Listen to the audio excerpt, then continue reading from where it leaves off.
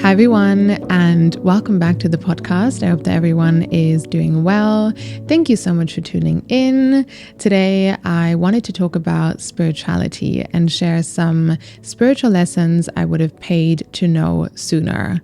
I really love these kind of conversations. I could talk about these things forever, but at the same time, I have somehow stayed away from these conversations in the past because I really dislike labels. I try to label myself as little as I can.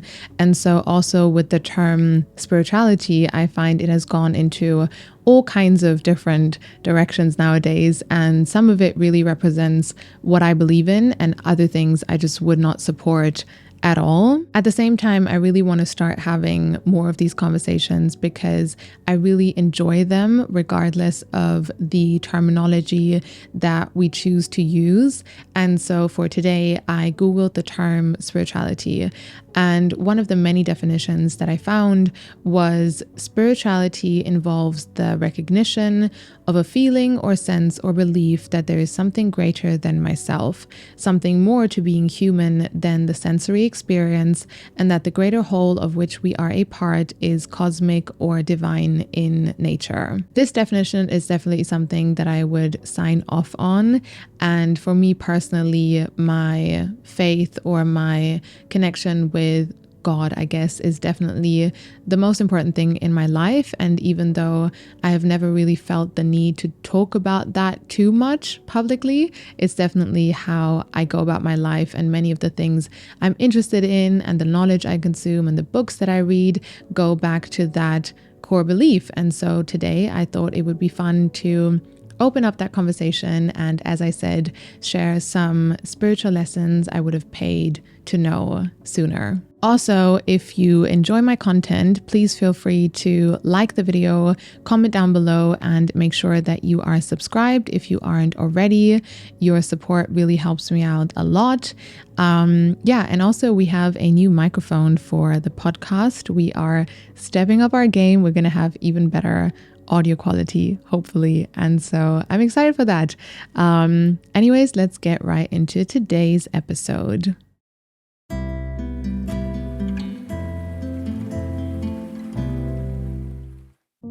Lesson number 1 is energy never lies. I really believe fundamentally everything is energy, but at the same time, that's a really difficult thing to actually wrap your head around. And we are not really taught to understand the concept of energy truly, because as humans, we are so visual and we absorb so much through our senses. So we make judgments on people based on what they look like or what they have, and we trust people based on what they say or how they present themselves, and we decide how happy we are with our own life based on how it presents to the world, and all of those things.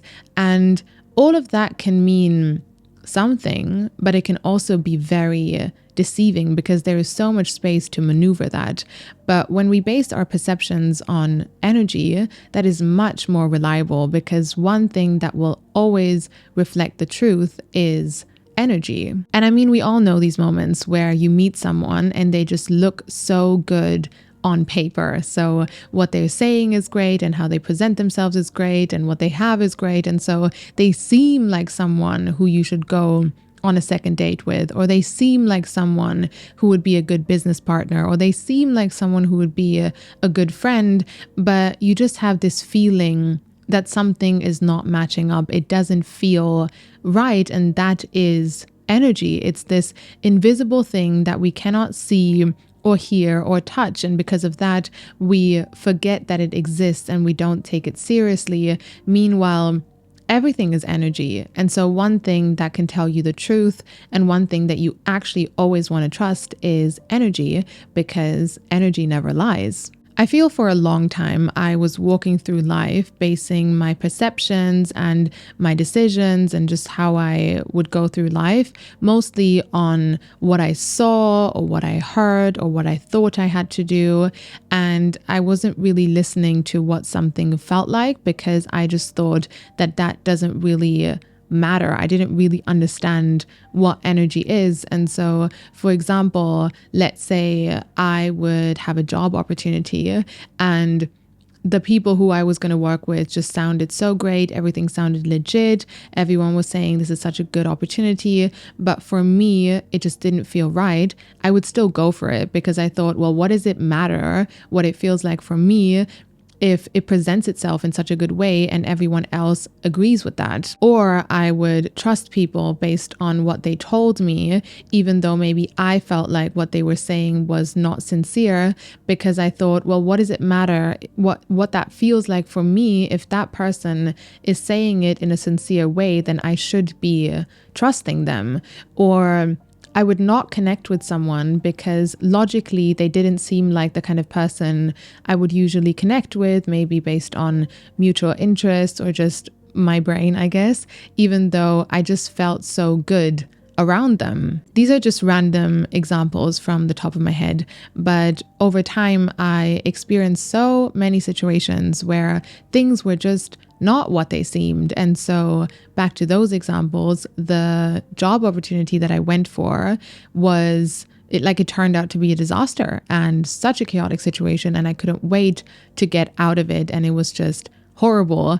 Or the person who I trusted, turned out that what they were saying was not sincere and the promises that were given to me were all broken.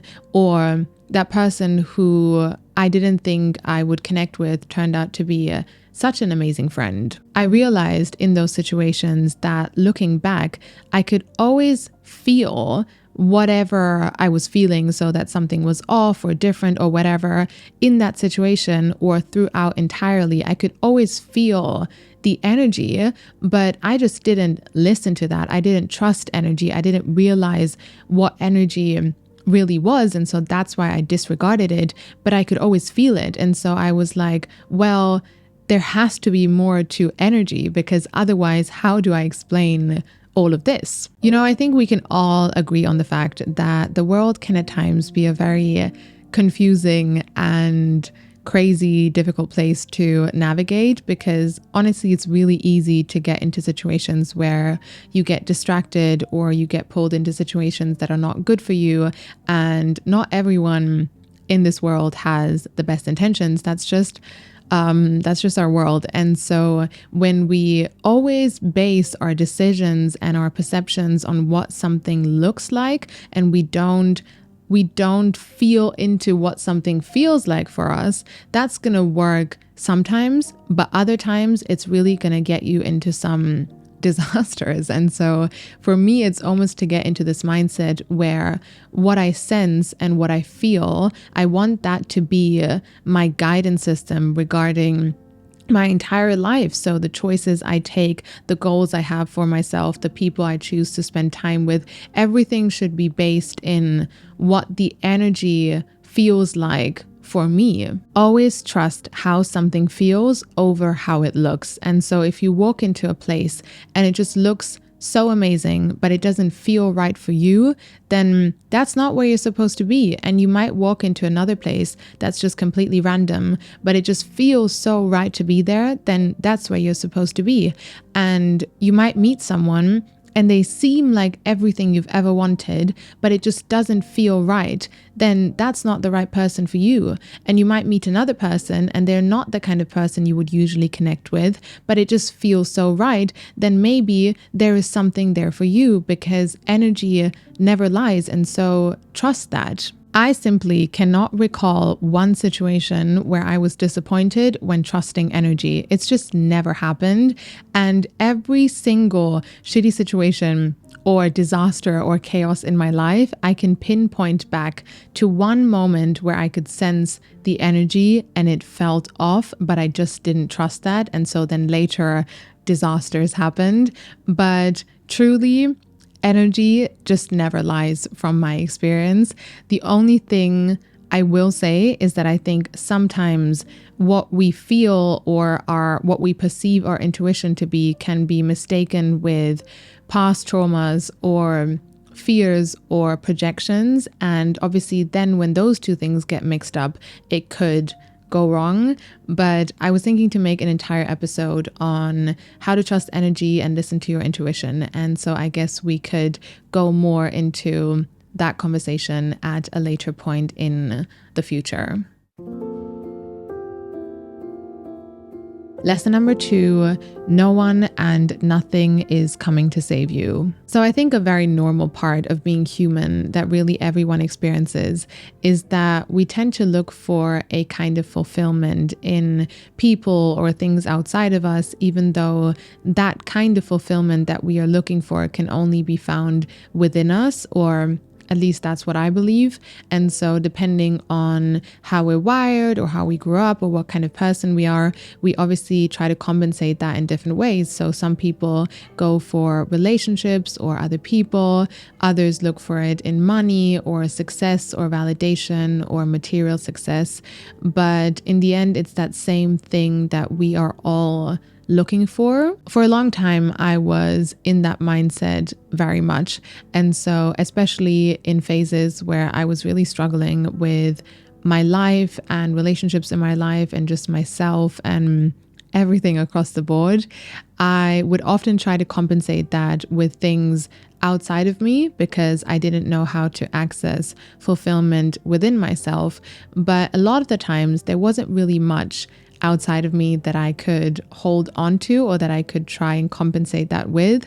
And so eventually I got into this mindset where I started imagining things that would hopefully happen in the future, which would then compensate for this feeling and which would give me that fulfillment, which I was not able to figure out myself in those moments. And so eventually I got into this mindset where I was always waiting for something or someone to come around on some level, even if I wasn't entirely aware of it. It was definitely something that was running within me. I was always waiting for something to hopefully come around, which would give me the happiness and the joy and the fulfillment that I couldn't figure out myself. And then when that thing would come around, and it would obviously not change anything, my brain would then find the next thing that I was hoping for or waiting for. And in the end, it was just an endless loop that I realized will never end until at some point in a very honest conversation, someone told me, you do know that no one and nothing is coming to save you. The first time I heard this, I didn't really know where to place the statement, and I also didn't really like it because I thought it sounded quite dark and lonely in a way, because I thought, well, no, I know that if I would have these things in my life, I would feel better. And so I am waiting for them. And now what does it mean? Even those things won't make me feel better. But over time, I have realized not only how true it is, but also how liberating it is to actually realize that no one or nothing is coming to save you, because that doesn't mean nothing is coming. It just means that the cards are in your hand. You don't need to wait for anything or anyone to come around and save you, because you have that missing piece that you are looking for within yourself. Also, when we get into this habit where we are continuously looking for fulfillment in people or in things outside of us, we actually start to forget that there is this incredible amount of love and joy and confidence and happiness that we have within ourselves. And so not knowing how to access that anymore, we start to think that it's not there anymore. And so then we give so much power away to people and things that we cannot control, trying to compensate for that, even though there is no need to do that, because it's actually all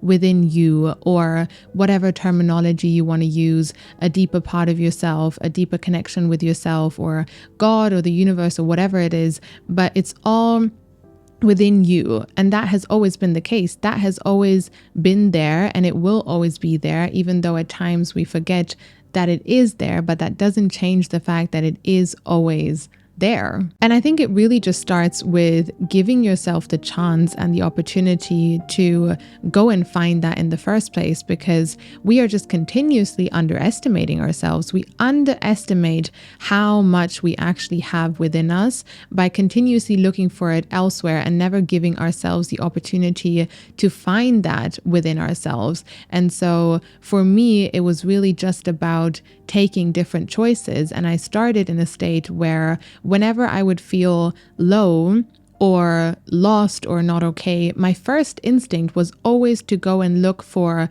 a fix for that outside of me, because I had no idea how to figure that out within myself. But then in those moments to just say, you know what, I'm going to start taking small steps. And so today I'm not going to do that. I'm not going to compensate in whatever way I usually do. And I'm just going to sit with myself. I'm just going to spend time with myself and give myself the chance to figure this out and to access this deeper thing that I have within myself. You know, that journey is then ups and downs and just figuring yourself out and trying to find that within you more and more. And maybe that is maybe that is a journey that is endless in a way. I don't know if you ever arrive anywhere, but then you are on the journey of finding that within you. And that's a very different journey, even if it has ups and downs and it's not easy. It's a very different journey to thinking that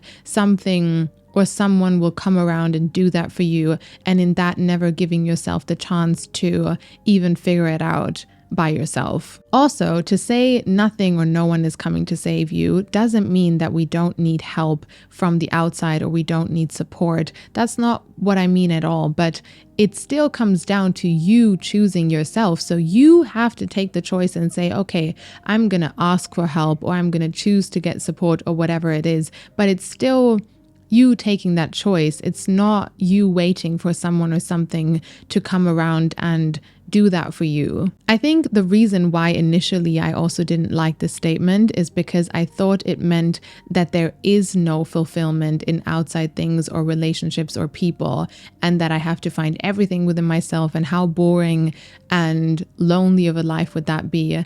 But I've realized that that's also not the case at all. It's actually the other way around. It's the opposite, because when we realize that we have that missing piece that we are looking for within us, then from there, the people that we spend time with and the things that we try to achieve and the goals that we have and the friendships that we have, it's then actually coming from a state of love, and it's actually authentic, because we are doing those things for the joy and the happiness and the beauty that those things bring to life, and no longer doing it to compensate for something, because that means you no longer put yourself in a position where you are chasing something or doing something or being with people who are not good for you to try and compensate that. The choices we then take and the people we spend time with, it's coming from a different state. And then those things actually become fulfilling, because it's not that there is no fulfillment in those things.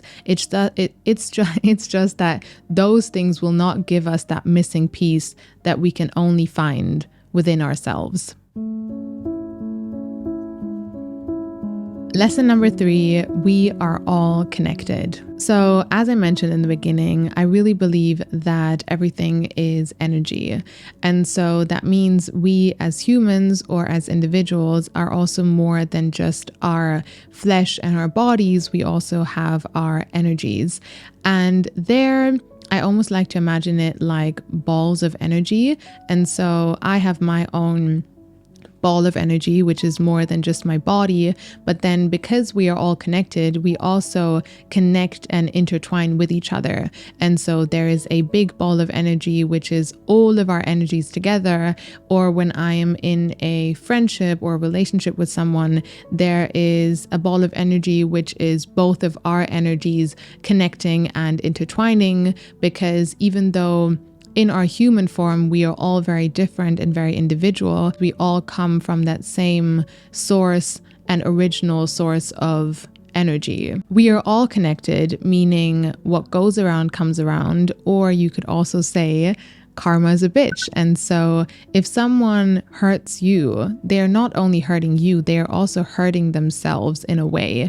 And so if you just decide to stay in your lane and continue to show up as your best version and create as much positivity as you can, then you will see ripple effects of that throughout your entire life. And so all we really need to do is simply stay in our lane and show up as our best versions, and then just let the universe sort out the rest. So let's apply this to a more real life scenario. So let's say, for example, you find out that someone who you used to be really close with has talked badly about you behind your back.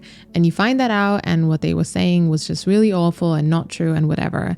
And so in that moment, it feels like such a straight attack on you, right? Like it feels like this negative energy that has just shot onto you and you are at the receiving end of it. And so it feels so unfair, and it's very tempting to feel like you want to reciprocate that in a way because it feels so unfair. So you might feel the need to, now talk badly about that person's back behind talk badly behind that person's back with someone else, because you're like, well, if that person did it, then I should also be allowed to do it, because we feel the need to square this out in a way. But that's where I would remind myself, wait, we are all connected. So if that person is treating you that way, then that is most likely a reflection of how they are treating themselves or how they feel about themselves or their life or something in some way, because it's impossible for them to separate the negativity that they are throwing onto you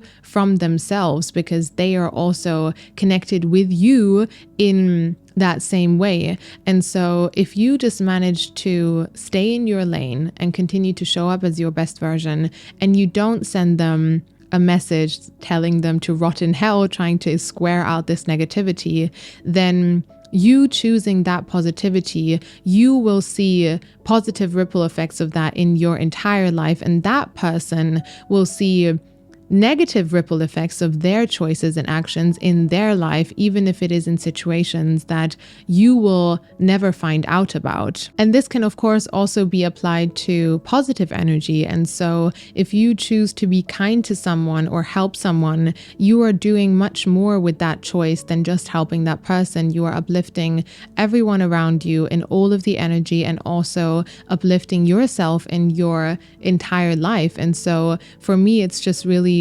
motivated me a lot, and it's put things into perspective to just say, the best I can do is to continue to show up as my best version, and to not feel the need to create pain or negativity based on maybe pain that I've experienced, because with that, I'm also shooting myself in my own leg.